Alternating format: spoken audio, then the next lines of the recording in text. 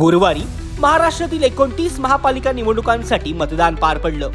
आता मतमोजणी सुरू आहे. आतापर्यंत हाती आलेल्या निकालानुसार राज्यात भाजप हा सर्वात मोठा पक्ष ठरला आहे. राज्यात भाजप सध्या तब्बल 905 जागांवर आघाडीवर असून सर्वात मोठा पक्ष ठरला आहे. तर दुसरीकडे शिवसेना शिंदे गट दुसऱ्या क्रमांकावर असून शिवसेना शिंदे गटाचे 223 जागांवर आघाडीवर आहे. काँग्रेस तिसऱ्या क्रमांकावर आहे. काँग्रेसचे उमेदवार 187 जागांवर आघाडीवर आहे. दरम्यान काही ठिकाणी धक्कादायक निकाल लागले आहेत.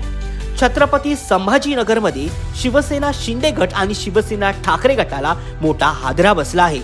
छत्रपती संभाजीनगरमध्ये हा पूर्वीपासूनच शिवसेनेचा गड मानला जातो.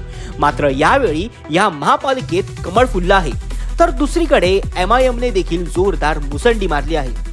उद्धव ठाकरे यांनी आपला आणखी एक गड गमावला आहे. आतापर्यंत हाती आलेल्या निकालानुसार छत्रपती संभाजीनगरात भाजप तब्बल 23 जागांवर आघाडीवर आहे.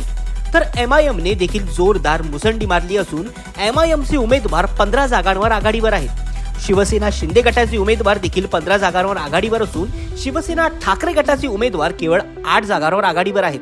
वंचित बहुजन आघाडीला देखील या महापालिकेत चांगलं यश मिळालं आहे. वंचित बहुजन आघाडीचे 4 उमेदवार आघाडीवर आहेत, तर काँग्रेसचे 3 उमेदवार आघाडीवर आहेत. छत्रपती संभाजीनगरात शिवसेना शिंदे गटाला आणि शिवसेना ठाकरे गटाला मोठा धक्का बसला आहे.